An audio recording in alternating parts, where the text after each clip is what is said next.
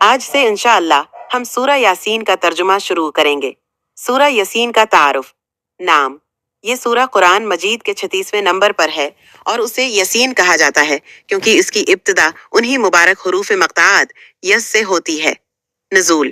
سورہ یس مکی سورہ ہے، یعنی یہ مکہ مکرمہ میں نازل ہوئی۔ آیات اور رکوع اس میں 73 آیات اور 5 رکوع ہیں۔ مرکزی موضوع اس سورہ کا بنیادی موضوع توحید، اللہ کی وحدانیت، رسالت، نبی کریم کی نبوت اور قیامت کے دن انسانوں کے اعمال کی جزا و سزا ہے۔ اہم مضامین: توحید، اللہ تعالی کی قدرت کی نشانیاں بیان کی گئی ہیں، جیسے زمین، آسمان، دن اور رات کا بدلنا اور انسان کی تخلیق۔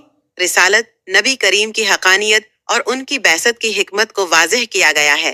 آخرت، مرنے کے بعد دوبارہ زندہ ہونے کا ذکر، جنت کی نعمتوں اور جہنم کے عذاب کا بیان ہے۔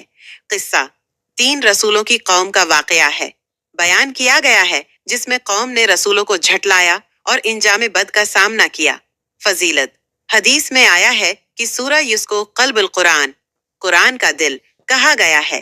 اسے پڑھنے کی بہت سی فضیلتیں بیان کی گئی ہیں، جیسے کہ مرنے والے کے قریب پڑھنے سے سکون ملتا ہے اور گناہوں کی مغفرت ہوتی ہے۔ خصوصیات: یہ سورہ دلوں کو نرم کرتی ہے اور ایمان کو تقویت بخشتی ہے۔